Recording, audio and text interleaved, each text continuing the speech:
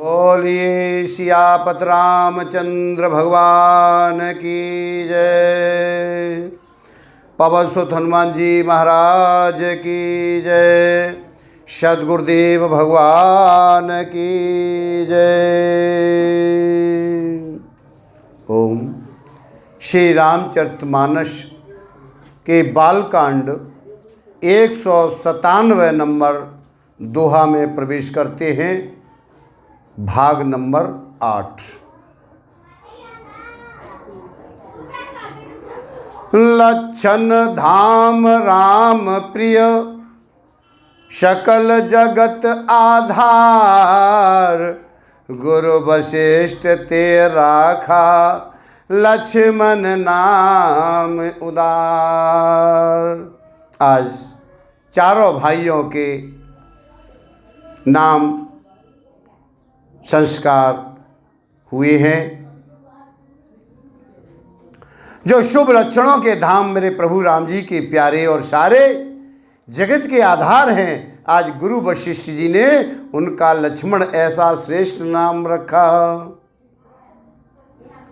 धरे नाम गुरु हृदय विचारी, और वेद तत्व नृप तव सुतचारी। मुनि धन जन सर्वस शिव प्राणा, और बाल केल रस ते सुख माना। आज गुरु जी ने हृदय में विचार कर ये नाम रखे और कहा, हे राजन, ये तुम्हारे चारों पुत्र वेद के तत्व साक्षात परात्पर भगवान है, जो आज मुनियों के धन, भक्तों के सर्वस्व और शिव जी के प्राण हैं। उन्होंने इस समय तुम लोगों के प्रेमवश बाल लीला के रस में सुख माना है। आज बचपन से ही मेरे प्रभु राम जी को अपना परम हितैषी स्वामी जानकर लक्ष्मण जी ने उनके चरणों में प्रीत जोड़ ली। भरत और शत्रुघ्न दोनों भाइयों में स्वामी और सेवक की जिस प्रीत की प्रशंसा है, आज वैसी प्रीत हो गई। श्याम और गौर शरीर वाली दोनों सुंदर जोड़ियों की शोभा को देखकर माताएं तड़ तोड़ती हैं, आज जिसमें ठीठ न लग जाए, नजर नहीं लग जाए। यह तो चारों ही पुत्रशील रूप और गुण के धाम हैं, तो भी सुख के समुद्र मेरे प्रभु राम जी सबसे अधिक हैं। उनके हृदय में कृपा रूपी चंद्रमा प्रकाशित है, और उनकी मन को हरने वाली हंसी उस कृपा रूपी चंद्रमा को किरणों को सूचित करती है। कभी गोद में लेकर और कभी उत्तम पालने में लिटाकर आज माता प्यारे ललना कह करके दुलार करती है। और क्या है? व्यापक ब्रह्म निरंजन, निर्गुण विगति विनोद। सो अज प्रेम भगत बस, कौशल्या के गोद। जो सर्व व्यापक निरंजन माया से रहित, आज निर्गुण विनोद रहित और अजन्मा ब्रह्म है, आज वही प्रेम और भक्ति के बस में कौशल्या जी की गोद में खेल रहे हैं। आज परम ब्रह्म परमात्मा आज कौशल्या की गोद में बालक बन करके खेल रहे हैं। वाह! उनके नील कमल और गंभीर जल से भरे हुए मेघ के समान श्याम शरीर में करोड़ों कामदेवों की शोभा है। लाल लाल चरण कमलों के नखों की शुभ ज्योति ऐसी मालूम हो रही है जैसे लाल कमल के पत्तों पर मोती स्थिर हो गए हों। चरण तलों में वज्र ध्वजा और अंकुश के चिन्ह शोभित हैं। नूपुर पैजनी की ध्वनि सुनकर मुनियों का भी मन मोहित हो जाता है। कमर में करधनी और पेट पर 3 रेखाएं त्रिवली हैं, और नाभि की गंभीरता को तो वही जानते हैं जिन्होंने उसे देखा हो।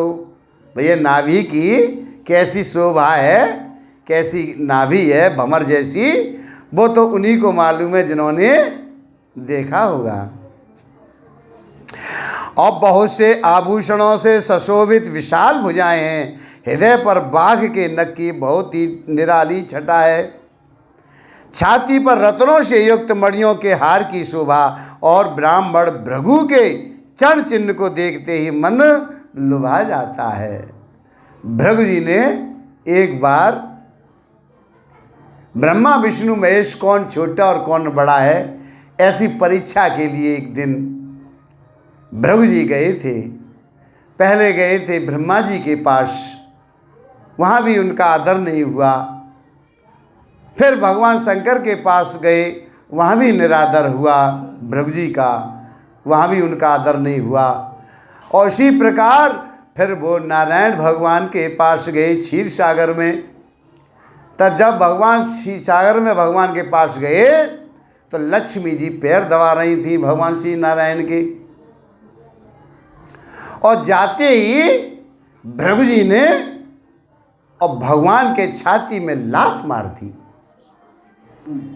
अब जैसे ही लात मारी, आज मेरे प्रभु श्री नारायण भृगु जी के पैर पकड़ लिए, गिर पड़े चरणों में और पैर पकड़ करके अपने छाती से लगा लिए। हे प्रभु, मेरा तो हृदय कठोर है और तुम्हारे तो पैर चरण कोमल हैं, कहीं चोट तो नहीं लग गई, ऐसे मेरे प्रभु भृगु जी से कह रहे हैं। इधर लक्ष्मी जी भी देख रही है कि इन्होंने कुछ देखा न करा, आते ही लात मार दी, और देखो फिर भी इनके चरणों को पकड़ के कैसे विनती कर रहे हैं। तो ये मेरे प्रभु श्री नारायण का कृपा है, मेरे प्रभु का यही तो दयालुता है। तो कह रहे कि तुम्हारे चरणों में कहीं प्रभु कहीं चोट तो नहीं लग गई है। तो उन्होंने कहा भृगु जी से कि आज से ये तुम्हारे चरण चिन्ह मैं अपनी छाती पर सदा विराजमान रखूँगा। उसी दिन से उनकी छाती में भृगु जी के चरणों का चिन्ह है। तो यहाँ कह रहे हैं हर की शोभा, ब्राह्मण भृगु के चरण चिन्हों को देखते ही मन लुभा जाता है। उनके चरण चिन्ह जैसे ही देखो मन लुभा जाता है। कंठ शंख के समान उतार चढ़ाव वाला है, 3 रेखाओं में सुशोभित है और ठोड़ी बहुत सुंदर है। मुख पर असंख्य कामदेवों की छटा छा रही है। 2 सुंदर दुतलियां, 2 दांत, लाल लाल होठ, नासिका और तिलक के सौंदर्य का तो वर्णन ही कौन कर सकता है। सुंदर कान है, बहुत ही सुंदर गाल है, मधुर तोतले शब्द बहुत ही प्यारे लग रहे हैं, और जन्म के समय से रखे हुए चिकने और घुंघराले वाल हैं, जिनको माता ने बहुत प्रकार से बनाकर संभाल दिया। बच्चों के जो जन्म से बाल आते हैं तो बड़े मुलायम होते हैं और बड़ा सुंदर भी होते हैं। तो उनके घुंघराले जो बाल हैं उनको माता ने बड़े संभाल करके अच्छी तरह से उनको संभाला है। और क्या है, पीत झुंगलिया तनु पहिराई, और जान पान बिचरन मुहे भाई, रूप सकई नहीं कई श्रुति शेषा, और सो जाने सपने जिह देखा। शरीर पर पीली झुंगली पहनाई हुई है, उनका घुटनों और हाथों के बल चलना मुझे बहुत ही प्यारा लगता है।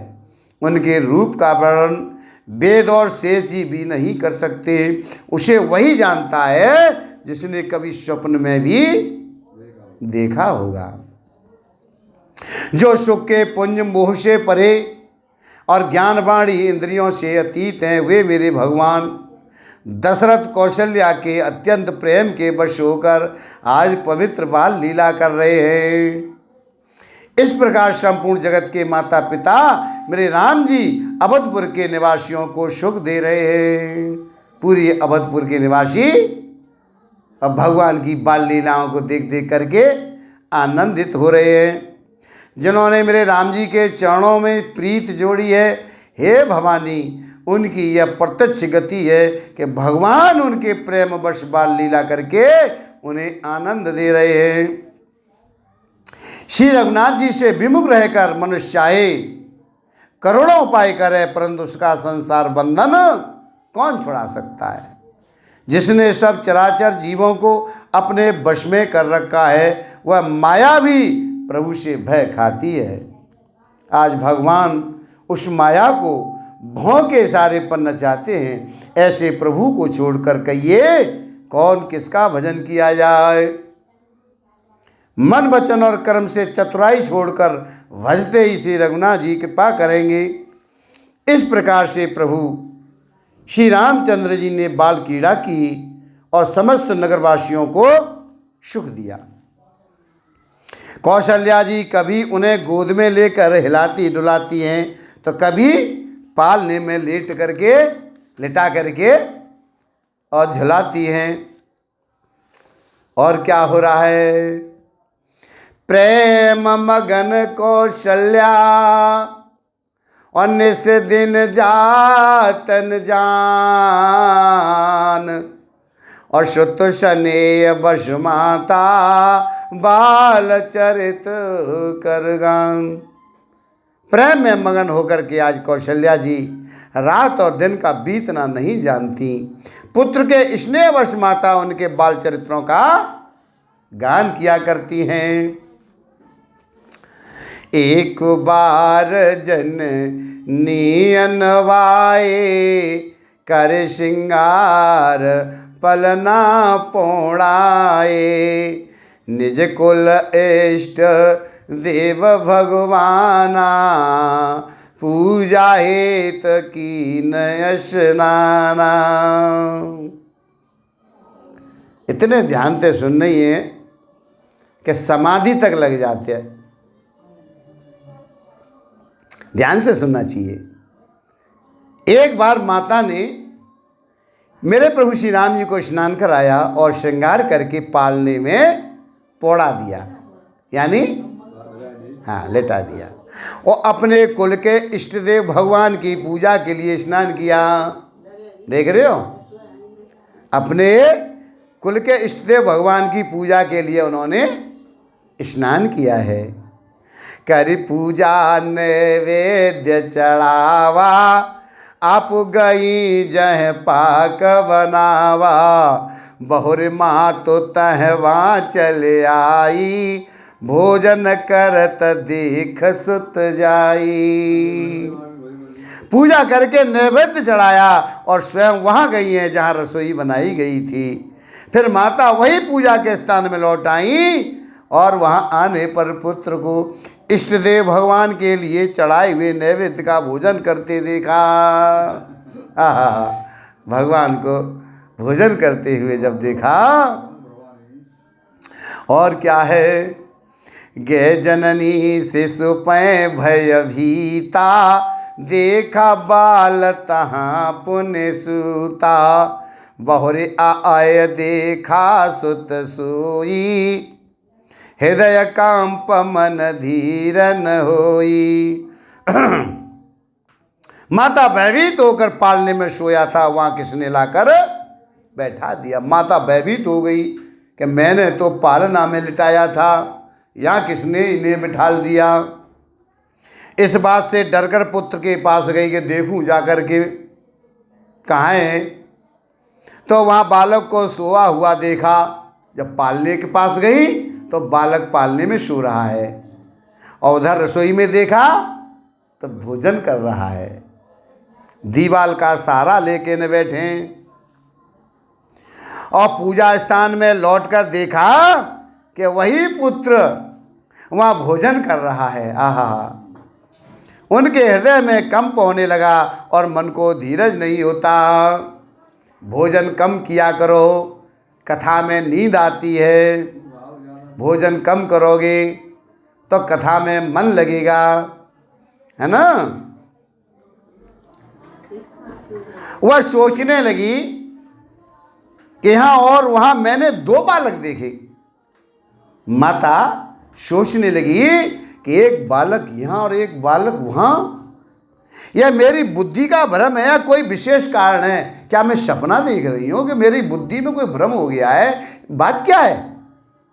मेरे प्रभु राम जी ने माता को जब घबराई हुई देखकर मधुर मुस्कान से हंस दिया। आहा, हंस गए। भगवान श्री राम की ये बाल लीलाओं का आनंद आप भी लें। माँ अवधपुरी वालों ने लिया है तो आज भैया धर्मपुर वाले भी ले, है ना? और क्या है?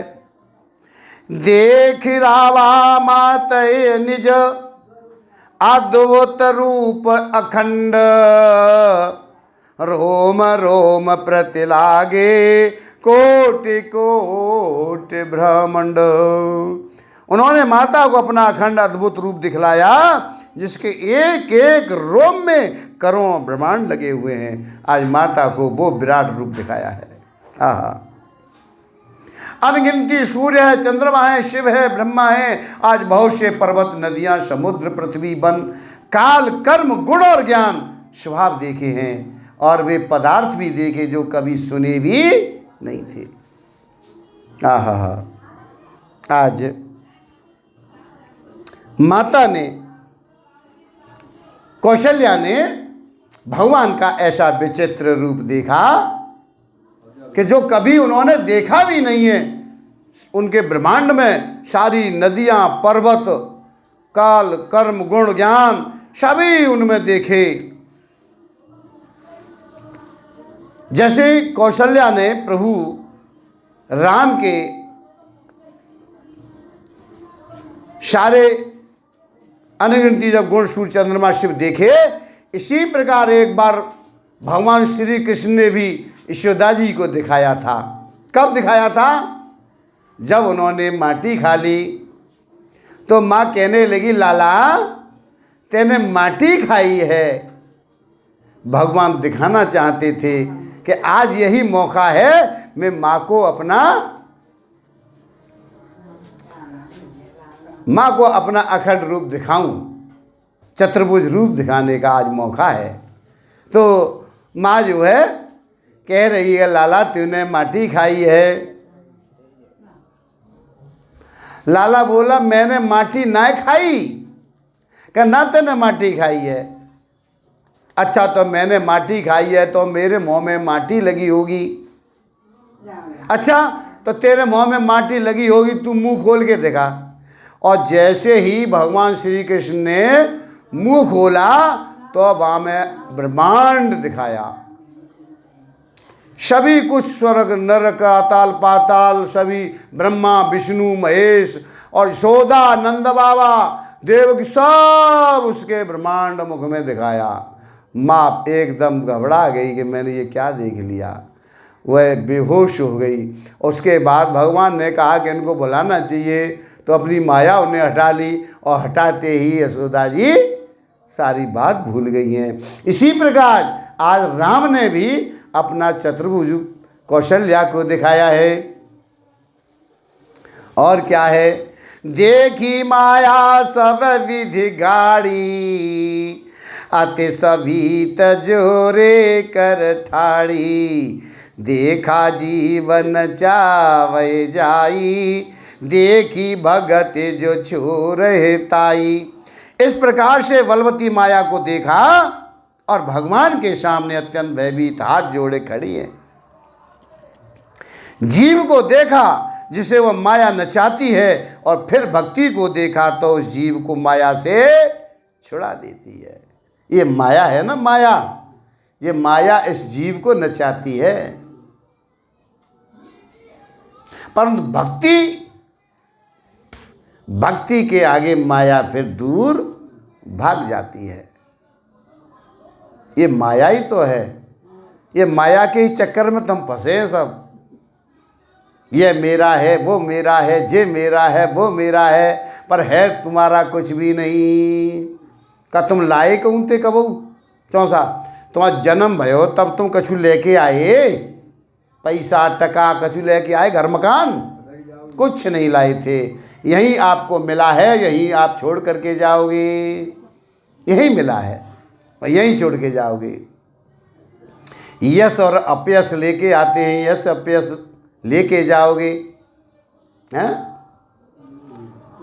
तो इसी प्रकार आगे माता का शरीर पुलकित हो गया है और मुख से वचन नहीं निकल रहा, तब आंखें मूंद के उसने मेरे राम जी के चरणों में सिर नवा दिया। आज माता को आश्चर्यचकित देकर खर के शत्रु मेरे राम जी फिर बाल रूप में हो गए। पहले उन्हें चतुर्भुज रूप दिखाया और उसके बाद देखी कि माँ मेरी घबरा गई है, तो फिर वहीं बाल लीलाएं करने लगे। उनकी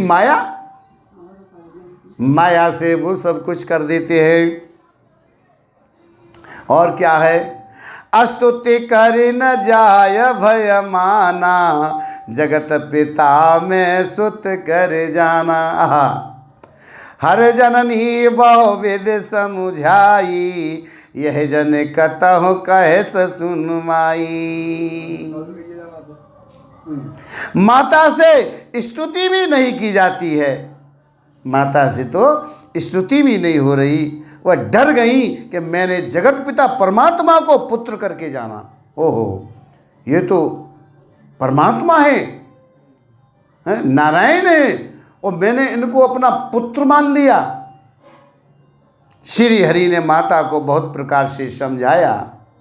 कहा, हे माता सुनो, यह बात कहीं पर कहना नहीं। जो बात तुमने देखी है इसको किसी से बताना नहीं है।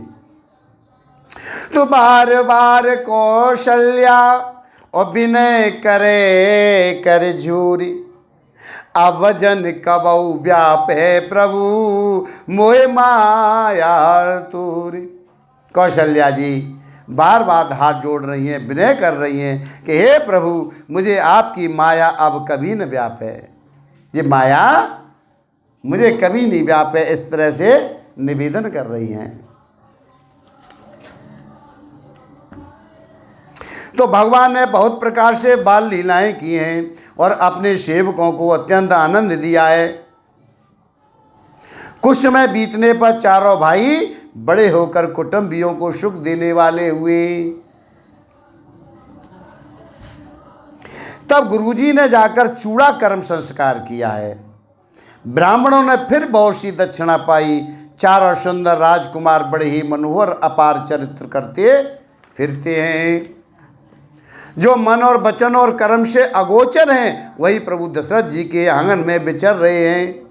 आज भोजन करने के समय जब राजा बुलाते हैं तब अपने बाल सखाओं के समाज को छोड़कर नहीं आते। आहा, जब राजा दशरथ जी, माताएं चाची सुनो, जब दशरथ जी भगवान श्री राम को बुलाते हैं कि लाला तू भोजन कर ले, तो वो आते नहीं हैं। अपने समाज में अपने बच्चों के साथ, बराबर के भाइयों के साथ खेल रहे हैं और बुलाने पर, पिताजी के कहने पर भोजन के लिए नहीं आते हैं। बड़ी ध्यान दें, कथा बड़ा आनंदमयी है। कौशल्या जब बोलन जाई, ठुमक ठुमक प्रभु चलिए पराई। निगम नेत शिव अंत न पावा, ताय धरे जननी हट धावा। आज कौशल्या जब बुलाने जाती हैं, जब कौशल्या बुलाने के लिए जाती हैं, प्रभु ठुमक ठुमक कर भाग चलते हैं। जिनका वेद नेति इतना ही नहीं कहकर निरूपण करते हैं, और शिवजी ने जिनका अंत नहीं पाया, आज माता उन्हें हठपूर्वक पकड़ने के लिए दौड़ती हैं। भगवान शंकर ने जाके पार न पाई, वो माँ आज भगवान को पकड़ने के लिए जा रही हैं। आहा, वह शरीर में धूल लपेटे हुए आए और राजा ने हंस करके उन्हें गोद में बिठा लिया। धूल लिपट रही, बच्चा तो धूल मिट्टी में खेलते, और क्या है, बच्चों की बाल लीला, अपने माँ बाप को आनंदित कर रहे। आगे निकल के आओ बाहर। भोजन करत चपल चित, इत उत अवसर पाए। भाज चले किलकत मुख, दध ओदन लपटाए। मंगल भवन अमंगल हारे, दीन दयाल विरुद्ध संभारे।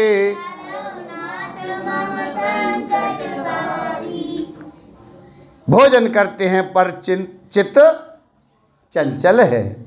अवसर पाकर मुंह में दही भात लपटाए, किलकारी मारते हुए उधर उधर भाग जाते हैं। दही भात मुंह में लगा दिया और फिर धर भागे। ऐसे माँ को और पिता को दोनों को आनंदित कर रहे।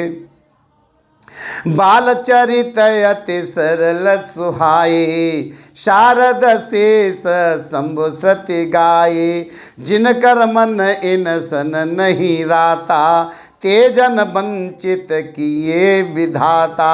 आज मैं राम जी की बहुत ही सरल भोली और सुंदर मन भावनी आज बाल लीलाओं का सरस्वती शेष जी, शिव जी और वेदों ने गान किया है। जिनका मन इन लीलाओं में अनुरक्त नहीं हुआ, आज विधाता ने उन मनुष्यों को वंचित कर दिया, नितांत भाग्यहीन बनाया। वही कुमार जवै सब भ्राता, दीन जनेऊ गुरु पितु माता। गुरु गृह गए पढ़न रघुराई, अल्पकाल विद्या सब आई। और ज्यों ही सब भाई जब कुमार अवस्था हुई और त्यों ही गुरु पिता माता ने उनको यज्ञोपीत संस्कार किया। यज्ञोपीत धारण उन्हें कराया और मेरे रघुनाथ जी भाइयों सहित गुरु के घर में विद्या पढ़ने गए और थोड़े ही समय में उनको सब विद्या आ गई। चारों वेद जिनके स्वाभाविक श्वास हैं वे भगवान पढ़ें या, यह बड़ा कौतुक अचरज है। चारों भाई विद्या विनय गुण और शील में बड़े निपुण हैं और सब राजाओं की लीलाओं के ही खेल खेलते हैं। वो तो सब भैया प्रारब्ध के पढ़े पढ़ाए हैं।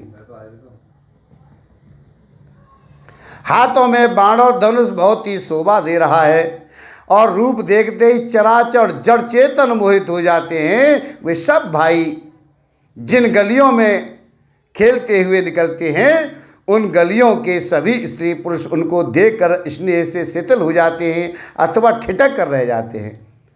ऐसे मेरे प्रभु राम की आप सब लोग कल्पना करें, ऐसे गली में गए होंगे, ऐसे धनुष बाण उनके हाथ में होंगे, ऐसे इतने वो सुंदर होंगे, लाल लाल होठ होंगे, बड़े बड़े नैन होंगे, हैं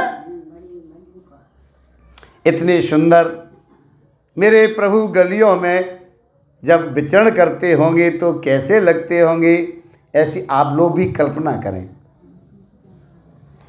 कौशलपुर के रहने वाले स्त्री पुरुष बूढ़े और बालक सभी को कृपालु में राम जी प्राणों से भी बढ़कर प्रिय लगते हैं। आज श्री राम जी भाइयों और इष्ट मित्रों को बुलाकर साथ लेते हैं और नित्य वन में जाकर शिकार खेलते हैं। मन में पवित्र समझकर मृगों को मारते हैं और प्रतिदिन लाकर राजा दशरथ जी को दिखलाते हैं। जो मृग मेरे राम जी के बाण से मारे जाते हैं, जो मृग राम जी के बाणों से मारे जाते हैं, वो शरीर छोड़कर देवलोक को चले जाते हैं। वो मारते नहीं हैं, वो उनका कल्याण करते हैं। हमें हमारे आपकी नज़र में मारना है, पर भगवान की नज़र में उन हिरणों का कल्याण कर रहे हैं। मेरे राम जी अपने छोटे भाई और सखाओं के साथ भोजन करते हैं और माता पिता की आज्ञा का पालन करते हैं। जैसे माँ कहती है, जैसे पिता कहता है, वैसा वो करते हैं। जिस प्रकार नगर के लोग सुखी हों, कृपा निदान भगवान श्री राम जी वही संयोग लीला करते हैं। वे मन लगाकर वेद पुराण सुनते हैं और फिर स्वयं छोटे भाइयों को समझा करके कहते हैं, क्या कहते हैं? प्रातः काल उठ के रघुनाथा, मातु पिता गुर नावहि माथा। आयसु मांग करे पुर काजा, देखी चरित हरसई मन राजा। मेरे प्रभु श्री रघुनाथ जी प्रातः काल उठकर माता पिता और गुरु को मस्तक नवाते हैं और आज्ञा लेकर नगर का काम करते हैं। उनके चरित्र देख देख कर राजा मन में बड़े हर्षित होते हैं। ध्यान से सुनिए, माँ बाप के साथ पुत्र का क्या व्यवहार होना चाहिए? हाँ? व्यापक अकल अनीय अज, निर्गुण नाम निरूप, भगत हेतु नाना विधे, करत चरित अनूप। जो व्यापक अकल निर्वय इच्छा रहित अजन्मा और निर्गुण है, आज जिनका वे न नाम है न रूप, वही भगवान भक्तों के लिए नाना प्रकार के अनुपम अलौकिक चरित्र करते हैं। यह सब चरित्र मैंने गा करके बखान करके कहा है। अब आगे की कथा आप मन लगा करके सुने। ज्ञानी महामुनि विश्वामित्र जी वन में शुभ आश्रम पवित्र स्थान जानकर बसते थे। जहां वे मुनि जप और तप यज्ञ और योग करते थे, परंतु मारीच और स्वभाव से बहुत डरते थे। ऋषि जब तप करते थे, यज्ञ देखते राक्षस दौड़ पड़ते और उपद्रव मचाते, जिससे मुनि बहुत दुख पाते हैं। गाधी के पुत्र विश्वामित्र जी के मन में चिंता छा गई कि ये पापी राक्षस भगवान के मारे बिना नहीं मरेंगे। तब श्रेष्ठ मुनि ने मन में विचार किया कि प्रभु ने पृथ्वी का भार हरने के लिए अवतार दिया है, इसी बहाने जाकर मैं उनके चरणों का दर्शन करूंगा और विनती करके दोनों भाइयों को ले आऊं। आहा, जो ज्ञान वैराग्य और सब गुणों के धाम है, उन प्रभु को मैं नेत्र भर करके देखूंगा। बहुत प्रकार से मनोरथ करते हुए जाने में देर नहीं लगी। शरीर जी के जल में स्नान करके आज राजा के दरवाजे पर पहुंच गए। राजा ने जब मुनि का आना सुना, तब वे ब्राह्मणों के समाज को साथ लेकर मिलने गए और दंडवत करके मुनि का सम्मान करते हुए उन्होंने लाकर अपने आसन पर बिठाया। चरण पखार की नयति पूजा, मोसम आजो धन्य नहीं दूजा, विविध बात भोजन करवावा, मुनिवर हृदय हरस अति पावा। चरणों को धोकर बहुत पूजा की है और कहने लगे, मेरे समान धन्य आज दूसरा कोई नहीं। फिर अनेक प्रकार के भोजन करवाए, जिससे श्रेष्ठ मुनि ने अपने हृदय में बहुत ही हर्ष प्राप्त किया। बड़े खुश हुए, बड़ा आनंद आया उन्हें। फिर राजा ने चारों पुत्रों को मुनि के चरणों में डाल दिया, उनसे प्रणाम कराया और मेरे राम जी को देखकर मुनि अपनी देह की सुध भूल गए। जब राम जी की तरफ देखा तो वह शुद्ध बुद्ध भूल गए। राम जी के मुख की शोभा देखते ही ऐसे मगन हो गए मानो चकोर पूर्ण चंद्रमा को देखकर लुभा गया हो। तब राजा ने मन में हर्षित होकर के वचन कहे, हे मुनि, इस प्रकार कृपा तो आपने कभी नहीं की, आज किस कारण से आपका शुभागमन हुआ है, कहिए, मैं उसे पूरा करने में देर नहीं लगाऊंगा। राजा कहने लगे, मुनि कहने लगे, हे राजन, राक्षसों के समूह मुझे बहुत सता रहे हैं, इसलिए मैं तुमसे कुछ मांगने के लिए आया हूं। छोटे भाई सहित श्री रघुनाथ जी को मुझे दे दो। आज राक्षसों के मारे जाने पर मैं सनात सुरक्षित हो जाऊंगा। ऐसे दशरथ जी से मुनि कह रहे हैं, हे राजन, प्रसन्न मन से इनको दो, मोह और अज्ञान को छोड़ दो। हे स्वामी, इससे तुमको धर्म और श्रेयस की प्राप्ति होगी और इनका नाम और इनका परम कल्याण होगा। और क्या है चाची, बहुत ध्यान देने की है, बहुत आनंद की बात है, आप ध्यान दें थोड़ा। सुनि राजा अति अप्रिय वाणी, हृदय कंप मुख दुत कुमलानी। चौथे पन पायो सुतचारी, बेप्रवचन नहीं कहो विचारी। इस अत्यंत अप्रिय वाणी को सुनकर राजा का हृदय कांप उठा है, उनके मुख की क्रांति फीकी पड़ गई। उन्होंने कहा, हे ब्राह्मण, मैंने चौथे पन में 4 पुत्र पाए हैं, आपने विचार करके ये बात नहीं कही। मुझे आज वृद्धावस्था में ये पुत्र मिले हैं और आपने ये सोच करके नहीं कहा कि मैं कैसे इन पुत्रों को दूंगा। और क्या कह रहे हैं, मांगो भूमि धेनु धन कोशा, सर्वस देऊ आज सहरोषा। देह प्राण ते प्रिय कछु नाही, सौ मुन देऊ निमष एक माही। हे मुनिराज, आप पृथ्वी गौ धन खजाना मांग लीजिए, मैं आज बड़े हर्ष के साथ अपना सर्वस्व दे दूंगा। देह और प्राण से अधिक प्यारा कुछ भी नहीं होता, मैं उसे भी एक पल में दे दूंगा। अच्छा, अपेजा शरीर से प्यारा कोई दूसरा है? कोई नहीं है। तो कह रहे हैं कि तुम मेरे शरीर को मांगो, देह को मांगो, मैं उसको भी अभी आपको दे दूंगा।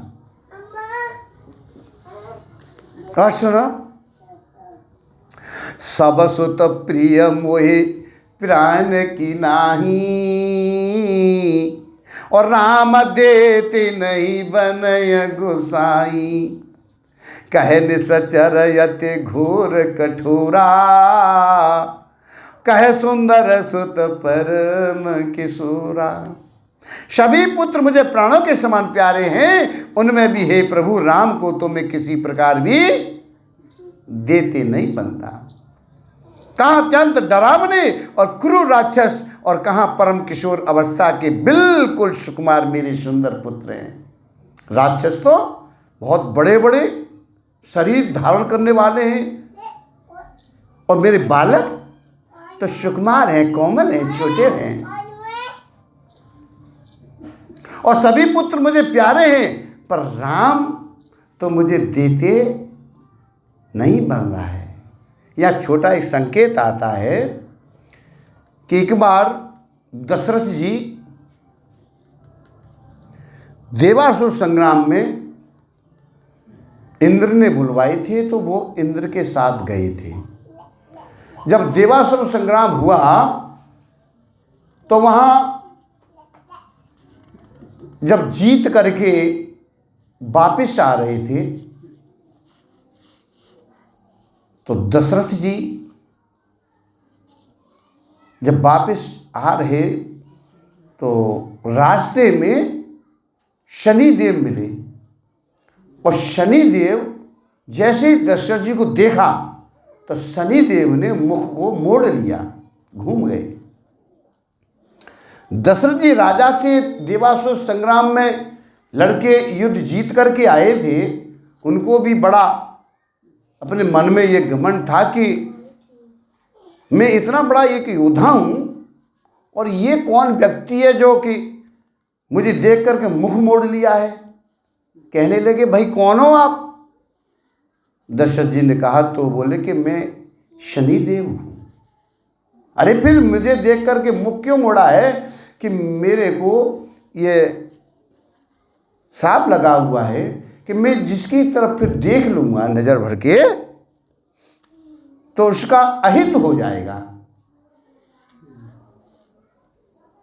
तो दशरथ जी कहने लगी कि अरे मैं ऐसे अपने मन में विचार किया कि मेरा कोई अहित नहीं होने वाला है, आप मेरी तरफ देखिएगा। नहीं महाराज, रहने दीजिएगा। नहीं, देखिए।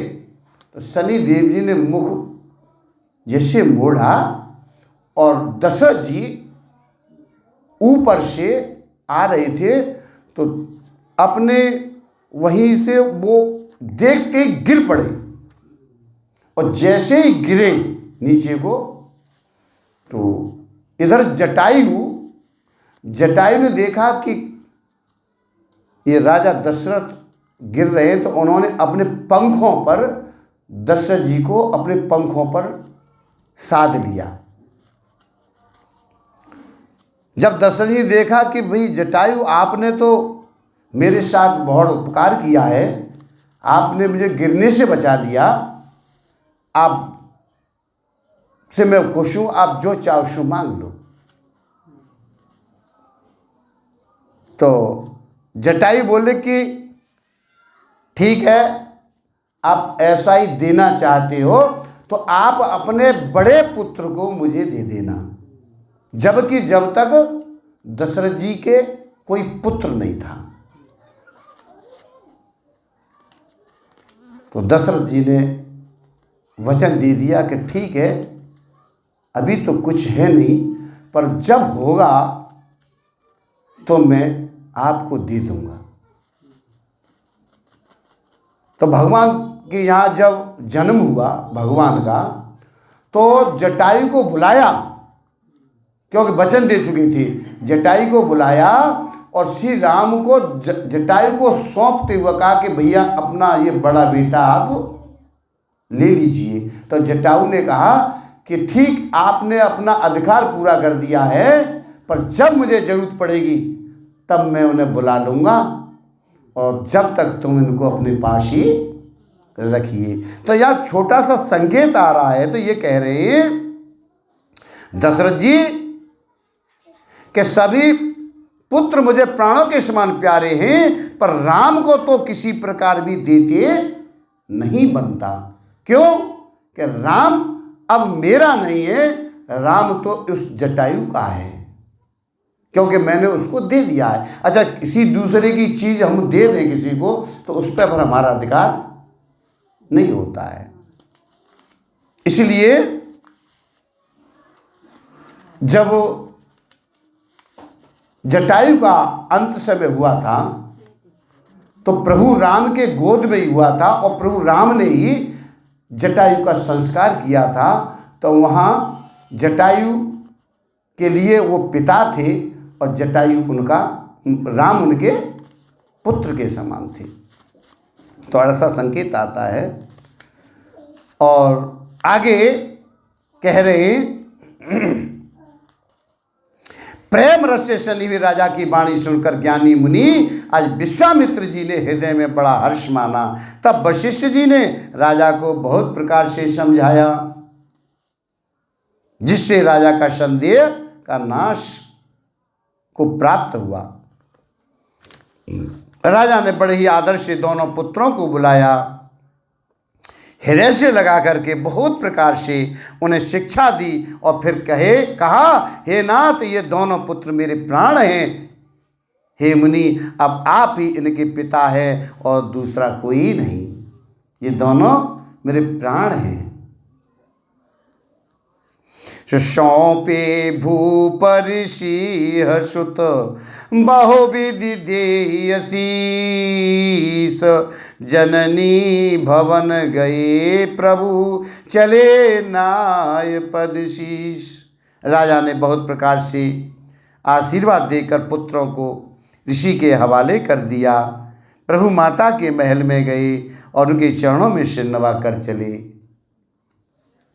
पुरुषों में सिंह रूप दोनों भाई राम और लक्ष्मण मुनि का भय हरने के लिए प्रसन्न होकर चले। वे कृपा के समुद्र, धीर बुद्धि, संपूर्ण विश्व के कारण भी कारण है।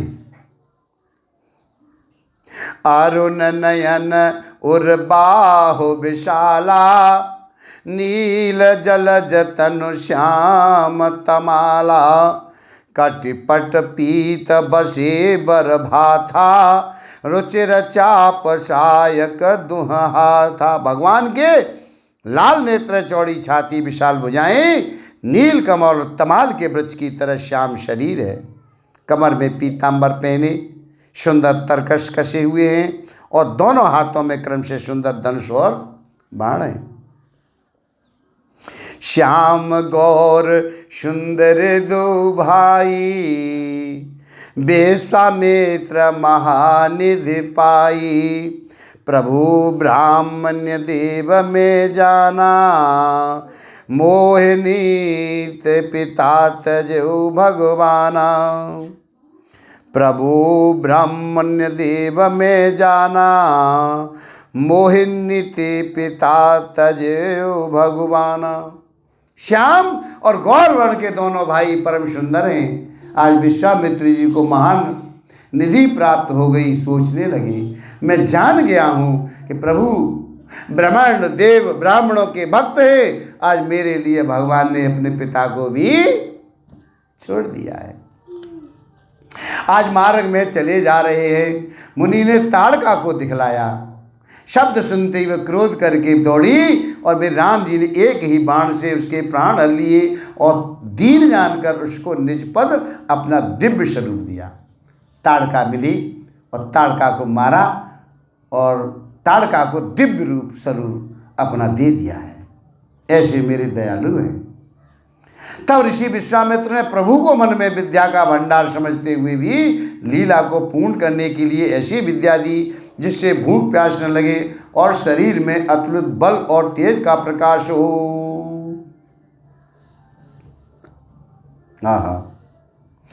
आयदो सर्व समर्पिके, प्रभु निज आश्रम आन। कंदमूल फल भोजन, दीन भगत हित जान। यह बात आई थी अभी कि जब विश्वामित्र ने जान लिया कि तो इनकी विद्या का भंडार समझा और जब लीला पूर्ण करने के लिए जब विद्या दी तो उन्होंने भूख प्यास न लगे, शरीर में अतुलित बल और तेज का प्रकाश हो, ऐसी विद्या भी दी। उन्हें भूख प्यास भी न लगे और अस्त्र शस्त्र पूर्ण करके मुनि प्रभु श्री राम जी को अपने आश्रम में ले आए और उन्हें परम हेतु जानकर भक्ति पूर्व कंदमूल फल का भोजन कराया। तो प्राति कहा मुनि सन रघुराई, निर्भय यज्ञ करो तुम जाई। होम करन लागे मुनि झारी, आप रहे मख की रखवारी। सवेरे मेरे प्रभु रघुनाथ जी मुनि से कहने लगे, आप जाकर के निडर होकर यज्ञ कीजिए। यह सुनकर सब मुनि हवन करने लगे और श्री राम जी यज्ञ की रखवाली करने लगे। जब तक क्या होता है, सुनि मारीचन साचर क्रोही, ले सहाय धावा मुनि द्रोही। बिनु फरमान राम तिय मारा, शतजोजन गा सागर पारा। समाचार सुनकर मुनियों का शस्त्र क्रोधी राक्षस मारीच अपने सहायकों को लेकर दौड़ा। आज मेरे राम जी ने बिना फल वाला बाण उसको मारा, जिससे वह 100 योजन के विस्तार वाले समुद्र के पार जा गिरा। समुद्र 100 योजन की इसकी चौड़ाई थी। ऐसा बाण मारा बिना फन का, 100 योजन दूर जा करके गिरा। फिर शवाहु को अग्निबाण मारा और इधर छोटे भैया लक्ष्मण जी ने राक्षसों की सेना का संहार कर डाला। इस प्रकार राम जी ने राक्षसों को मारकर आज ब्राह्मणों को निर्भय कर दिया। तब सारे देवता और मुनि स्तुति करने लगे। तहे पुण्य कछुक दिवसी रघुराया, रहे कीन बेप्रन परदाया। भगत हेत बहु कथा पुराना, कहे बेप्रजाद्यप प्रभु जाना। आज रघुनाथ जी ने वहाँ कुछ दिन रहकर ब्राह्मणों पर दया की। भक्ति के कारण ब्राह्मणों ने उन्हें पुराणों की बहुत सी कथाएं कही, यद्यपि प्रभु सब जानते थे। तदंतर मुनि ने आदर पूर्वक समझा करके कहा, प्रभु चल कर एक चरित्र देखिए। रघुकुल के स्वामी श्री राम जी धनुष यज्ञ की बात सुनकर आज मुनि श्रेष्ठ विश्वामित्र जी के साथ प्रसन्न होकर के चले। विश्वामित्र कह रहे चलो एक और चरित्र देखेंगे, एक धनुष यज्ञ हो रहा है। आज विश्वामित्र मिश्र जी और प्रसन्न रह करके चले हैं। तो आगे क्या देखा, आश्रम एक दीख मग माही, खग मृग जीव जंतु तह नाही, पूछा मुनि शिला प्रभु देखी, सकल कथा मुन कहा विशेषी। मार्ग में एक आश्रम दिखाई पड़ा, वहाँ पशु पक्षी कोई भी जीव जंतु नहीं है। पत्थर की एक शिला को देख करके प्रभु ने पूछा। आज मुनि ने विस्तार पूर्वक वो सारी कथा बताई। क्या कहा, गौतम नारी श्राप वश, उपल देह धर धीर, चरण कमल रज चाहते, कृपा करो रघुवीर। ये गौतम मुनि की स्त्री है अहिल्या। ये साप वर्ष पत्थर की देह धारण किए बड़े धीरज से आपके चरण कमलों की धूल चाहती है। हे रघुवीर, इस पर आप कृपा करिएगे। ये गौतम मुनि की पत्नी थी अहिल्या। तो इनको श्राप लग गया था जब ये पत्थर की बनी थी। श्राप दिया था गौतम मुनि नहीं, पति नहीं। ये जो है एक बार ये अहिल्या बहुत सुंदर थी। तो गौतम मुनि गंगा स्नान करने के लिए सुबह 4 बजे निकल करके जाती थी गंगा स्नान के लिए। तो इंद्र को अहिल्या पर नजर पड़ गई। तो इंद्र जो है, इंद्र चंद्रमा और एक और है, ये जो है इंद्र जो है कौशल यानी अहिल्या को जब उनको सुंदर देखा तो वो अहिल्या को छल करके और अब उनकी काम वासना से आ गया। तो इन्होंने भेष जो है बदल करके, गौतम ऋषि का इंद्र ने भेष रख करके आए और चंद्रमा ने मुर्गा का भेष रखा। तो मुर्गा का जैसे बाग लगाई तो उन्होंने बाग जो है रात में, आधी रात पे ही बाग दे दी। तो गौतम ऋषि को पता चला कि सुबह हो गया, तो वो निकल करके स्नान के लिए गए। जैसे वो स्नान के लिए गए ऐसे इंद्र जो है अहिल्या के पास आ गया। अहिल्या के पास आया तो अहिल्या ने विचार किया कि अभी जो स्नान करने के लिए गए वापस आ गए स्नान करके इतनी जल्दी, और फिर आकर के वो काम वासना की बातें करने लगे। तो अहिल्या ने समझा कि भाई ऐसा तो हो नहीं सकता है। फिर भी रूप तो उनका पति का था, तो पति का रूप रखने के कारण वो नहीं समझ पाई और वो काम वासना के कारण जो है। तो इधर जब गौतम ऋषि स्नान करने गए तो वहाँ जो है जाके समुद्र से, गंगा से आवाज़ आई, अरे गौतम तुम छल से यहाँ आ गए हो और तुम्हारे घर पर छल हो रहा है, आप वापस चले जाएं। तो वहाँ से वो बिना स्नान किए वापस आए। जब आए तो देखा तो गौतम का रूप रखे हुए इंद्र, जब देखा उन्होंने, जब कुटिया से जब बाहर निकले गौतम ऋषि के रूप में इंद्र निकला और अहिल्या निकली, उन्हें पता चल गया अहिल्या घबरा गई देख करके कि ये गौतम का शरीर रखे कौन है। तब गौतम जी ने बोला कि अपने असली रूप में आ जा, मैं श्राप देता हूँ। तो वहाँ जो है इंद्र आ गया असली रूप में, फिर उसको श्राप दिया कि तेरे शरीर में इतनी अनेक लिंग वासना का प्रभाव हो जाए इंद्र के। तो इंद्र के पूरे शरीर में उनके छिद्र बन गए और अहिल्या को श्राप दिया कि जा तू शिला हो जा, पत्थर की हो जा, क्योंकि तूने इतना पहचान नहीं सकी। तो देखो, वैसे इसमें अहिल्या का कोई दोष नहीं है।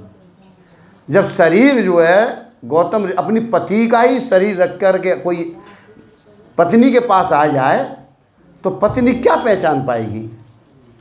तो उसकी कोई गलती नहीं थी, परंतु उन्हें श्राप दिया तो गलत ही दिया। परंतु उन्होंने गलत भी नहीं दिया, क्योंकि समाज नहीं मानती, फिर समाज नहीं छोड़ती। भाई समाज का भी तो बड़ा दोष होता अहिल्या को कि तू दूसरे के साथ में तूने काम वासना के रूप में देखा है, तो समाज नहीं उन्हें छोड़ती। तो समाज का भी भय था, इसलिए उन्होंने इस वजह से उसको श्राप दिया कि तू शिला हो जा, पत्थर की। तो वो पत्थर की शिला जो है आज भगवान श्री राम को बताई है। तो वहाँ पर वो कह रहे कि गौतम मुनि की स्त्री अहिल्या साफ बस पत्थर की देह धारण किए, बड़े धीरज से आपके चरण कमलों की वो धूल चाहती है। रघुवीर, इस पर आप कृपा करिएगा। विश्वामित्र जी इस प्रकार श्री राम को वो सारी कथा बताते हैं। श्री राम जी के पवित्र और शोक को नाश करने वाले चरणों का स्पर्श पाते ही सचमुच वह तपो मूर्ति अहिल्या प्रकट हो गई। वही रूप अहिल्या का प्रकट हुआ और भक्तों को सुख देने वाले श्री रघुनाथ जी को देखकर वह हाथ जोड़कर सामने खड़ी रह गई। अत्यंत प्रेम के कारण वह अधीर हो गई। उसका शरीर पुलकित हो उठा और मुख से वचन कहने में नहीं आते। वह अत्यंत बड़भागिनी अहिल्या प्रभु के चरणों में लिपट गई है और उसके दोनों नेत्रों से जल, प्रेम और आनंद के आंसुओं की धारा बहने लगी।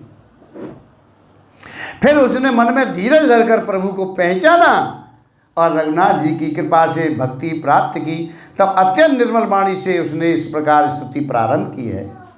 हे ज्ञान से जानने योग्य श्री रघुनाथ जी, आपकी जय हो। मैं सहज ही अपवित्र स्त्री हूँ और हे प्रभु, आप जगत को पवित्र करने वाले, भक्तों को सुख देने वाले, रावण के शत्रु हैं। हे कमल नयन, हे संसार जन्म मृत्यु के भय से छुड़ाने वाले, मैं आपकी शरण आई हूँ, मेरी रक्षा कीजिए, रक्षा कीजिए। मुनि ने जो मुझे श्राप दिया सो बहुत ही अच्छा किया। मेरे पति ने जो श्राप दिया है बहुत अच्छा किया। मैं उसे अत्यंत अनुग्रह मानती हूँ कि जिसके कारण मैंने संसार से छुड़ाने वाले श्री हरि आपको नेत्र भर कर देखा है। अगर मेरे पति इस तरह श्राप नहीं देते तो प्रभु आपके मुझे दर्शन कैसे होते।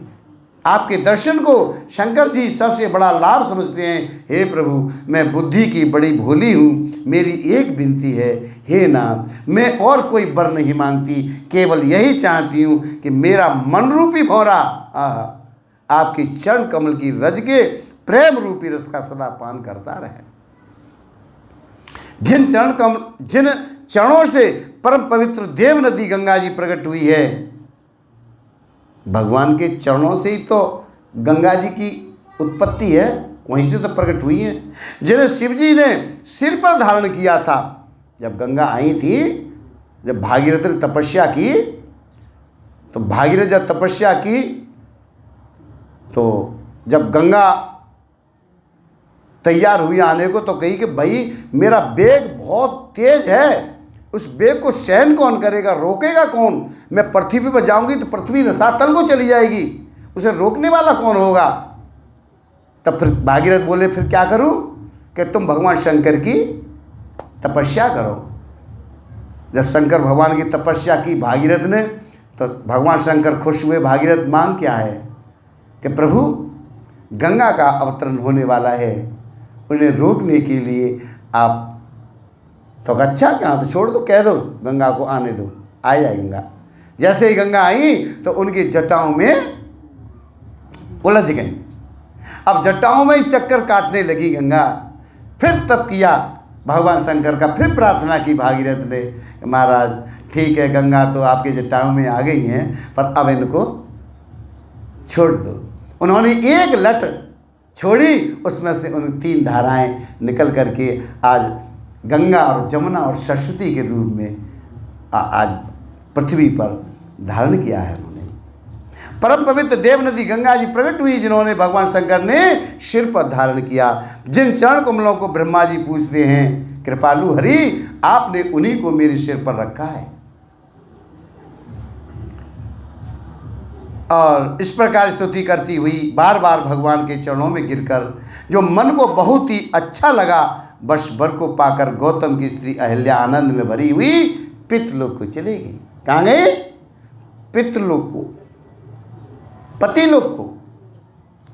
पतिलोक को चली गई, जहाँ गौतम ऋषि अपने पति थे उन्हीं के पास पहुँच गई। ऐसे समझें पतिलोक को। प्रभु श्री राम जी ऐसे दीन बंधु और बिना ही कारण दया करने वाले हैं।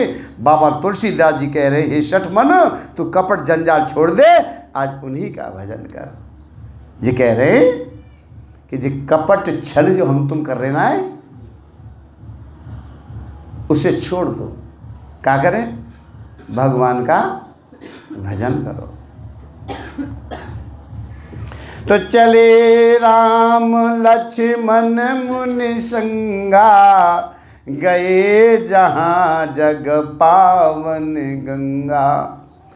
गादिशु न सब कथा सुनाई, जे प्रकार असुर शर्म ही आई।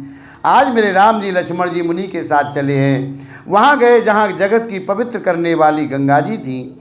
महाराज गाधी के पुत्र विश्वामित्र जी ने वह सब कथा कही, जिस प्रकार देव नदी गंगा जी पृथ्वी पर आई।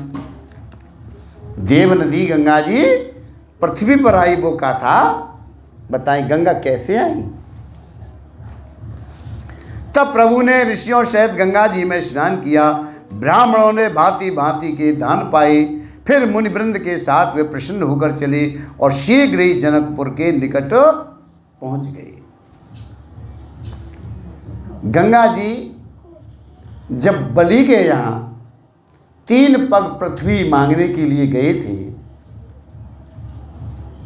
सुन लीजिए, जब बलि के यहाँ पहुंचे तो उन्होंने मांगा कि मुझे 3 पग पृथ्वी चाहिए।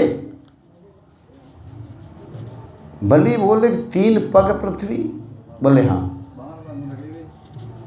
कि तुम 3 पग पृथ्वी का क्या करोगे? तुम कहो तो जितना मैं नाप दूँ आपके लिए। नहीं, मुझे अपने लिए 3 पग ही चाहिए। चलो ठीक है, दिया। जब 3 पग पृथ्वी मांगी तो बौना वामन का रूप धर के भगवान आए थे छोटे से। तो उन्हें कि ठीक है मांग ली, नाप लीजिए 3 पग। कि मैं अपने पैरों से नापूंगा, कि नाप लीजिए। तो 1 पग उनने पृथ्वी को नाप लिया और 1 पग में उन्होंने स्वर्गलोक ऊपर का नाप लिया। दोनों लोक उन्होंने नाप लिया। अब तीसरे के लिए जगह ही नहीं, कहाँ रखूं? तब बलि ने कहा कि जी तीसरा पग मेरे सिर पर रख लो। इस तरह से तब जब ब्रह्मलोक में भगवान नारायण का जो पग ब्रह्मलोक में गया था, तो ब्रह्मलोक में जैसे ही पहुंचा तो ब्रह्मा ने देखा कि ये तो मेरे प्रभु श्री नारायण का पैर है। तो अब उन्होंने उनके चरण धोए अपने कमंडल के जल से। भगवान के जब चरण धोए थे वो जल उनके कमंडल में था। तो वो जो जल पैर धोए थे वही जल जब भागीरथ ने तपस्या की ब्रह्मा ने, तो अपने कमंडल में से वही गंगा प्रकट हुई, उसी में से कमंडल से गंगा का प्राकट्य हुआ। तो उस गंगा जल से वहाँ उनके चरण धोए, तो भगवान के चरणों से ये गंगा निकली है।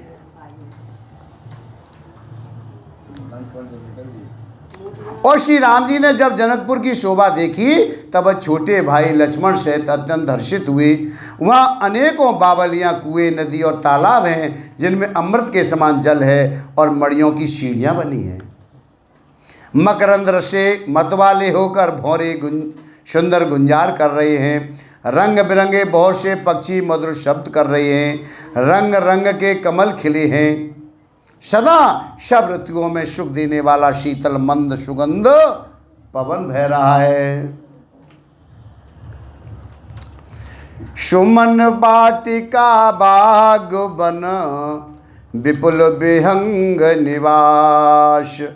फूलत फलत सुफलवत शोहत पुर चौपाश।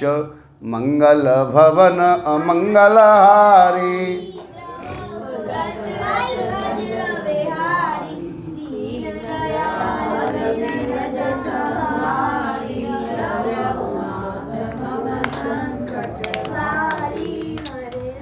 श्री राम जय राम जय राम। श्री राम जय राम जय जय राम। श्री राम जय राम जय जय राम। श्री राम जय राम जय जय राम। आज पुष्प वाटिका, फुलवारी, बाग और वन जिनमें बहुत से पक्षियों का निवास है, फूलते फलते और सुंदर पत्तों से लदे हुए नगर के चारों ओर सुशोभित हैं। नगर की सुंदरता का वर्णन करते नहीं बनता। मन जहाँ जाता है वहीं लुभा जाता है, रम जाता है। सुंदर बाजार हैं, मणियों से बने हुए विचित्र छज्जे हैं, मानो ब्रह्मा ने उन्हें अपने हाथों से बनाया है। कुबेर के समान श्रेष्ठ धनी व्यापारी सब प्रकार की अनेक वस्तुएं लेकर आज दुकानों में बैठे हैं। सुंदर चौराहे, सुहावनी गलियां सदा सुगंध से सिंची रहती हैं। सबके घर मंगलमय है, उन पर चित्र कड़े हुए हैं जिन्हें मानो कामदेव रूपी चित्रकार ने अंकित किया है। नगर के सभी स्त्री पुरुष सुंदर, पवित्र, साधु स्वभाव वाले, धर्मात्मा, ज्ञानी और गुणवान हैं। जहाँ जनक जी का अत्यंत अनुपम सुंदर निवास स्थान महल है, वहाँ के विलास ऐश्वर्य को देखकर देवता भी थकित स्तुत हो जाते हैं। आज मनुष्य की तो बात ही क्या है। कोट राजमहल के परकोटे तो देखकर चित्त चकित हो जाता है। ऐसा मालूम हो रहा है मानो उसने समस्त लोगों की शोभा को रोक घेर रखा है। आज जनकपुर की ऐसी सुंदर शोभा जब देखी, उज्जवल महलों में अनेक प्रकार के सुंदर रीत से बने हुए मणिजटित सोने की जरी के पर्दे लगे हैं। सीता जी के रहने के सुंदर महल की शोभा का वर्णन नहीं किया जा सकता। राजमहल के सब दरवाजे फाटक सुंदर हैं, जिनमें ब्रज के वज्र के मजबूत अथवा हीरों के चमकते हुए किवाड़ लगे हैं। हीरों के वहाँ मातहत राजाओं, नटों, मागधों और भाटों की भीड़ लगी रहती है। आज घोड़ों और हाथियों के लिए बहुत ही बड़ी बड़ी घुड़सालें, गजशालाएँ और फील खाने बनी हुई हैं, जो सब समय घोड़े, हाथी और रथों से भरी रहती है। बहुत से सूरवीर मंत्री और सेनापति हैं, उन सब के घर की राजमहल सरी की है। जो वहाँ के जो सेनापति हैं ना, जो मंत्री हैं, उन्हों के घर जो है राजमहलों जैसे हैं। सब पूरी जनकपुर इतना सुंदर है। नगर के बाहर तालाब और नदी के निकट जहाँ तहाँ बहुत से राजा लोग उतरे हुए डेरा डाले हुए। वहीं आमों का एक अनुपम बाग देख करके जहाँ सब प्रकार के सुविधे थे और जो सब तरह से सुहावना था, आज विश्वामित्र जी कहने लगे हैं, सुजान रघुवीर, मेरा मन ये कह रहा है कि यहीं रह जाए। बगीचा बहुत सुंदर है। भलई नाथ कही कृपा निकेता, उतरे तय मुनि वृंद समेता। विश्वामित्र महामुनि आए, समाचार मिथिलापति पाए। कृपा के धाम मेरे राम जी बहुत अच्छा स्वामिन कहकर वहीं मुनियों के समूह के साथ ठहर गए। मिथिलापति जनक जी ने जब यह समाचार पाया कि महामुनि विश्वामित्र आए हैं, जनक जी को पता चला कि महामुनि विश्वामित्र जी आए हैं, तब उन्होंने पवित्र हृदय के ईमानदार स्वाभाविक भक्त मंत्री युद्ध बहुत से योद्धा श्रेष्ठ ब्राह्मण गुरु और शतानंद जी और अपनी जाति के श्रेष्ठ लोगों को साथ लेकर के इस प्रकार प्रसन्नता के साथ राजा मुनियों के स्वामी आज विश्वामित्र जी से मिलने के लिए चले। ये शतानंद जी को है मालूम है, ये जनक जी के कुल गुरु हैं शतानंद जी, और शतानंद जी की माता को है पिता को मालूम है भाई, जो हवाल आपने सुनी कि गौतम जी इनके पिता हैं और अहिल्या इनकी माँ है। अहिल्या के जो पुत्र हैं, जो पत्थर की बनी थी, उनकी ये बेटा है, पुत्र है शतानंद जी, और ये जनक जी के कुल गुरु हैं। इनको साथ लेकर के आज विश्वामित्र जी के पास मिलने के लिए आ रहे। तो क्या हो रहा है फिर? कीन प्रणाम चरण धर माथा, और दीन यशीष मुदित मुनि गाथा। बेप्रबंध सब सादर बंदे, और जान भाग्य बड़ राहु आनंदे। और राजा ने मुनि के चरणों में मस्तक रख करके प्रणाम किया है। मुनि के स्वामी विश्वामित्र जी ने प्रसन्न होकर आशीर्वाद दिया।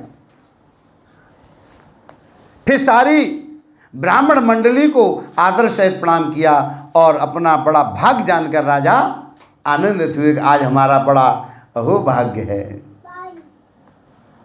और बार बार कुशल प्रश्न करके विश्वामित्र जी ने राजा को बिठाया। उसी समय दोनों भाई आ पहुँचे जो फुलवाड़ी देखने के गए थे। दोनों भाई कौन? राम और लक्ष्मण फुलवाड़ी देखने के लिए गए थे। उसी समय वो भी आ गए। श्याम गौर मृदु वयस किशोरा, लोचन सुखद बेस चित चूरा। उठे सकल जब रघुपति आए, और विश्वामित्र निकट बैठाए। सुकुमार किशोर अवस्था वाले श्याम और गौर वर्ण के दोनों कुमार, नेत्रों को सुख देने वाले और सारे विश्व के चित्त को चुराने वाले जब रघुनाथ जी आए, तब सभी उनके रूप और तेज से प्रभावित होकर उठकर खड़े हो गए। आज विश्वामित्र जी ने उनको अपने पास बिठा लिया।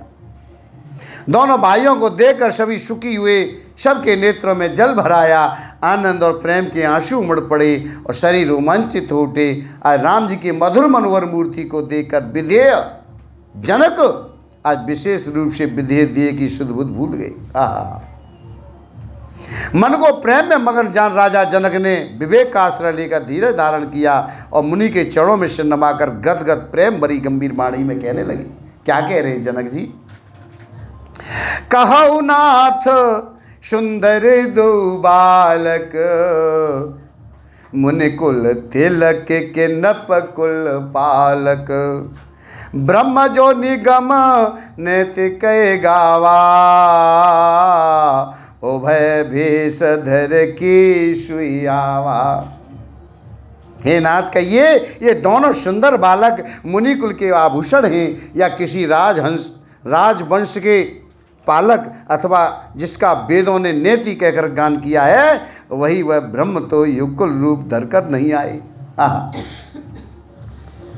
मेरा मन जो स्वभाव से ही ये वैराग्य रूप बना हुआ है, उन्हें देखकर इस तरह मुग्ध हो रहा है जैसे चंद्रमा को देखकर चक्कू हे प्रभु, इसलिए मैं आपसे सत्य निश्चल भाव से पूछ रहा हूँ, हे नाथ बताइए, क्षपाप ना करिए। इनको देखते ही अत्यंत प्रेम के वश होकर मेरे मन ने जबरदस्ती ब्रह्म सुख को त्याग दिया है। आहा। मुनि हंस करके कह रहे, हे राजन, आपने ठीक यथार्थी कहा है, आपका वचन मिथ्या नहीं हो सकता, झूठा नहीं हो सकता। ए प्रिय सब ही जहाँ लगे प्राणी, मन मुस्काए राम सुनवानी।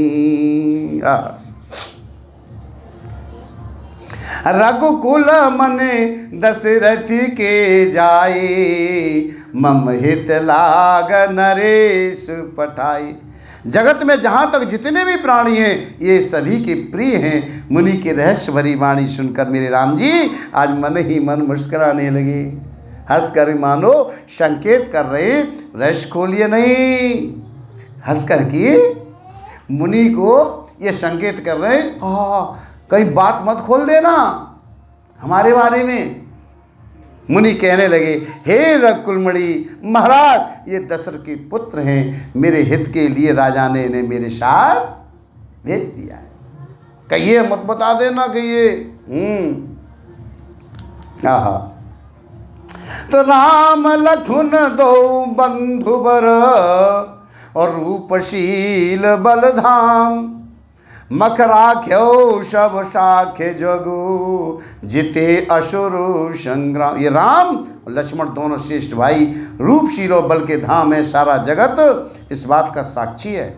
इन्होंने युद्ध में असुरों को जीत कर मेरी यज्ञ की रक्षा की है।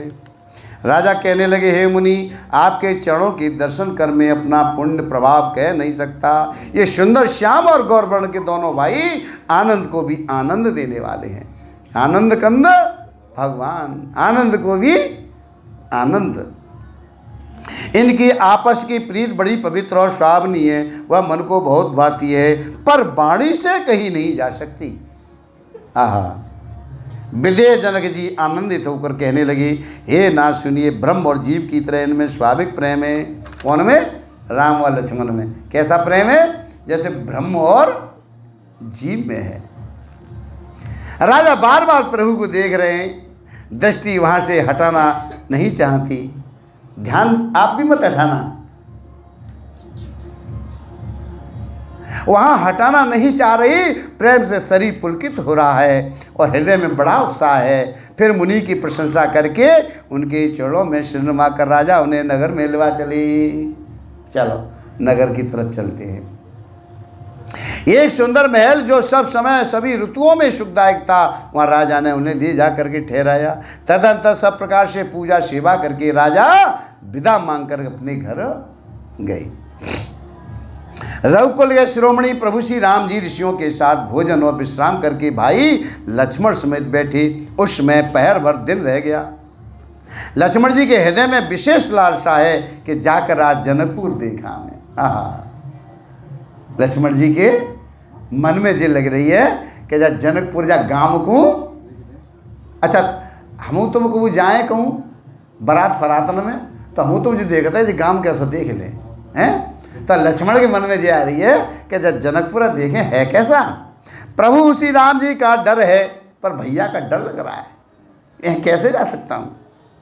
फिर मुनि से भी सच्चाते हैं। फिर मुनि विश्वामित्र में ध्यान करते हैं तो फिर सच्चा जाते हैं, और इसलिए प्रकट में कुछ नहीं कह रहे, मन ही मन मुस्कुरा रहे हैं, मन ही मन में। आहा। राम अनुज मन की गत जानी, भगत बछलता ही अहुल सानी, परम विनीत सकुच मुस्काई, बोले गुर अनुशासन पाई। अंतर्यामी मेरे प्रभु राम जी ने छोटे भैया के मन की दशा जान ली। मन ही मन भैया ने भैया की बात जान ली। उनके हृदय में भक्त वत्सलता उमड़ आई और गुरु की आज्ञा पाकर बहुत ही विनय के साथ सच्चाते हुए आज मुस्कुरा करके कह रहे हैं। कौन? राम। क्या कह रहे हैं? नाथ लखन पुर देखन चाही, प्रभु सकूच डर प्रगट न कहीं। जो राव रयाओ समय पावो, और नगर दिखाए तुरंत ले आवो। ऐसे कह रहे राम, मतलब राम ने पहले को देखो है का जी, सो मैं दिखाए के ले आऊँगा, लौटाए कि नहीं। अरे बड़ा, हे नाथ लक्ष्मण नगर देखना चाहते हैं। विश्वामित्र से कह रहे कि मेरे भैया जी छोटे हैं ना, या नगर को देखना चाह तो है, किंतु प्रभु आपके डर के संकोच के कारण वो स्पष्ट नहीं कहना, मुँह से खुल के कहना नहीं चाहते हैं। आपकी आज्ञा पाऊँ तो मैं इनको नगर दिखलाकर तुरंत ही वापस ले आऊँ। हाँ, मन ही मन मेरे प्रभु राम जी क्या लीला रच रहे। जाना खुद को है और लाए कहाँ ते रहे घुमाए फिराए के हैं। ये है प्रभु की प्रभुता। यह सुनकर मुनीश्वर विश्वामित्र जी ने प्रेम से वचन कहे, राम तुम तो नीति की रक्षा कैसे न करोगे। हे तात तुम धर्म की मर्यादा का पालन करने वाले हो, प्रेम के वशीभूत होकर सेवकों को सुख देने वाले हो। और क्या है, जाई देखिया बो नगरो, और सुख निधान दो भाई, और करो सुफल सबके नयन सुंदर बदन दिखाए। विश्वामित्र कह रहे सुख के निधान दोनों भैया जाके नगर देखे आओ, अपने सुंदर मुख दिखलाकर सब नगरवासियों के नेत्रों को सफल करे आओ। जाओ, भगवान विश्वामित्र तो जानते हैं कि ये कुएं हैं, तो वे कह रहे हैं जाओ जनकपुर में, और जैसी माता बहन भाई बंधु मिलेंगे उनकी सबन की मन की बात अपना मुख दिखा के और उनको प्रसन्न करे आओ। आहा, उनके नेत्र तुम्हारे दर्शन करके सफल हो जाएंगे। क्या कहने, मुनि पद कमल बंद दो भ्राता, चले लोक लोचन सुखदाता, बालक वृद्ध देखे अति शोभा, और लगे संग लोचन मन लोभा। सब लोगों के नेत्रों को सुख देने वाले आज दोनों भैया मुनि के चरण कमलों की वंदना करके चले हैं, और बालकों के झुंड इनके सौंदर्य अत्यंत शोभा को देखकर साथ लग गए। सुंदर है, और उनके नेत्र और मन इनकी माधुरी पर लुभा रहे। आहा, वाह भाई वाह। आज दोनों भाइयों के पीले रंग के वस्त्र हैं, कमर के पीले दुपट्टों से तरकस बंधे हैं, हाथों में सुंदर धनुष बाण सुशोभित है। आप भी कल्पना करें, ध्यान करते जाएं कैसे कैसे भगवान, कैसा रूप है उनका। दोनों आप भी कल्पना करें, पीले रंग के वस्त्र पहने हैं, कैसे पहने होंगे, कमर के पीले दुपट्टे से तरकस बंधे, तरकस बाण, पीला दुपट्टा पड़ा हुआ है, तरकस बंधा हुआ है, हाथों में सुंदर धनुष बाण सुशोभित है। श्याम और गौर वर्ण के, एक श्यामल एक गौर, हाँ सांवले हैं और एक रंग के साथ सुंदर हैं। चंदन की खौर लगी है और श्यामरे और गोरे रंग की मनोहर जोड़ी है। आहा, कैसे सुंदर हैं। और सिंह के समान पुष्ट गर्दन, सिंह के समान गले का पिछला भाग, विशाल भुजाएं हैं, चौड़ी छाती पर अत्यंत सुंदर गज मुक्ता की माला है, सुंदर लाल कमल के समान नेत्र हैं, और तीनों तापों से छुड़ाने वाले चंद्रमा के समान उनका मुख है। ऐसा सुंदर उनका भगवान का। कानों में सोने के कर्णफूल अत्यंत शोभा दे रहे हैं, और देखते ही देखने वाले के चित्त को मानो चुरा लेते हैं। ऐसे कानों में पहने, जो देख रहा है वो उनका मन, उनका चित्त चुर गया, ना है ही नहीं। उनकी चितवत दृष्टि बड़ी मनोहर है, जिधर वो देखते हैं उन अपनी आँखों से उनकी चितवन ऐसी है कि देखती रह जाएं। भौहें तिरछी एवं सुंदर हैं, माथे पर तिलक की रेखाएं ऐसी सुंदर हैं मानो मूर्त मोती शोभा पर मुहर लगा दी गई हो। सिर पर सुंदर चौकोनी टोपियाँ दिए काले और घुंघराले बाल हैं। दोनों भाई नक्शे लेकर शिखा तक हैं, नक्शे लेके शिखा माने चुटिया तक, एड़ी से लेके चोटी तक, मतलब भाषा में कहो तो एड़ी से लेके चोटी तक सुंदर हैं और सारी शोभा जहाँ जैसी चाहिए वैसी है। जैसे शरीर की जैसी शोभा है वैसी है। ऐसा ना कि पेट मोटो तो पैर पतरे है, नाक बहुत लंबी के बिल्कुल गट्टी है, आँखें बिल्कुल नहनी, ऐसे नहीं है। तो जैसा शरीर होना चाहिए ऐसा उनका सुंदर सुडौल शरीर है। जब प्रवासी ने समाचार पाया आज दोनों राजकुमार नगर देखने के लिए आए हैं, तब से सब घर बार और सब काम काज छोड़कर ऐसे दौड़े मानो दर्दी धन का खजाना लूटने लगे हो। घर में तो निकल निकल के ऐसे भाग रहे हैं जैसे कोई मैं खजाना लूट रहा हूँ, सुबह हम ले आवे। इतने सुंदर हैं, उनके दर्शन है जाएं। स्वभाव ही से सुंदर दोनों भाइयों को देखकर वे लोग नेत्रों का फल पाकर सुखी हो रहे हैं। युवती स्त्रियां घर के झरोकों से लगी हुई प्रेम से राम जी के रूप को देख रही हैं। नई बहू आई कहाँ है जो घर से बाहर ना निकलती, तो वे झरोकर में तो देख रही हैं कैसे सुंदर हैं। वे आपस में बड़े प्रेम से बातें कर रही हैं।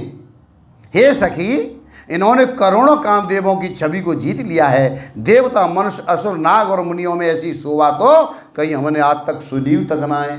इतने सुंदर तो हमने कहो देवताओं की ना सुनी हैं। भगवान विष्णु की 4 भुजाएं हैं, ब्रह्मा जी के 4 मुख हैं और शिव जी के विकट भयानक भेष हैं और उनके 5 मुँह हैं। हे सखी, दूसरा देवता भी कोई ऐसा नहीं है जिसके साथ इस छवि की उपमा दी जाए। जो कह रहे कि ब्रह्मा विष्णु महेश तीनों ने कि हम उपमा करें कि विष्णु जैसे, कि ब्रह्मा जी जैसे, कि शंकर जैसे, तो ऐसे तो ना आते जाए। विष्णु के 4-4 5 मुख हैं तो उनकी उपमा ना दे सकते, कह देते ना है कि जितने ही मलू लग रही है फलानी की अधिका है, ऐसे तो ना कह सकता हूँ। और इनकी किशोर अवस्था है। आहा, ये सुंदरता के घर सांवले और गोरे रंग के तथा सुख के दाम हैं। इनके अंग अंग पर करोड़ों अरबों कामदेवों को निछाव कर देना, आहा कर देना चाहिए। तब तक एक सखी भला कहो तो ऐसा कौन शरीरधारी होगा जो इस रूप को देखकर मोहित रह जाए, हैं? अर्थात ये रूप जड़ चेतन सबको मोहित करने वाला है। तब कोई दूसरी सखी प्रेम सहित कोमल वाणी में कहने लगी, सयानी मैंने जो सुना है उसे सुनो। एक सखी कह रही है मैंने जो कहूँ सुन ली का बात बात सुन लो। कहा सुनिए ने बता, ये दो दशरथ के ठोटा बाल मरालिन के कल जूटा, मुनि कौशिक मख के रखवारे, जिन रन अजरन साचर मारे। ये दोनों राजकुमार महाराज दशरथ जी के पुत्र हैं जी, मैंने ऐसी सुनी है। बाल राजहंसों का सा सुंदर जोड़ा है। हे मुनि, विश्वामित्र के यज्ञ की रक्षा करने वाले हैं। इन्होंने युद्ध के मैदान में राक्षसों को मारा है। जिनका श्याम शरीर और सुंदर कमल जैसे नेत्र हैं, जो मारीच और शुभाऊ के मद को चूर करने वाली और सुख की खान है, और जो हाथ में धनुष बाण लिए हुए हैं, वे कौशल्या जी के पुत्र। इसका नाम राम है। आहा, जी बात मैंने सुन रखी है। जिनका रंग गोरा है ना, ये किशोर अवस्था के जो दिखाई दे रहे हैं, जे सुंदर भेष बनाए और हाथ में धनुष बाण लिए श्री राम जी के जो पीछे पीछे जो चल रहे हैं, जे इनके छोटे भैया हैं, और इनको नाम मालूम क्या है? क्या नाम है? कि इनको नाम है लक्ष्मण। अच्छा, तो एक सखी सुनो, उनकी माता है सुमित्रा। इनकी माता का नाम क्या है? लक्ष्मण की को सुमित्रा है। तो विप्र का जो कर बंधु दो, मग मुने बधु उधार, आए देखन चाप मक सुन हरसी सवनार, मंगल भवन अमंगल हारी, द्रवहु सुदशरथ अजिर बिहारी, दीन दयाल विरोध संभारे, हरहु नाथ मम संकट भारी। आज कथा को यही विराम, और कल कथा मेरे प्रभु का विवाह की लीला और क्या क्या कैसे धनुष तोड़ा गया, ये सब कल लीला आप लोग सुनेंगे। बहुत सुंदर लीला होगी कल, बहुत आनंद आएगा। आप लोग सभी समय से आ जाएं। बोलिए सियापत रामचंद्र भगवान की। ओम।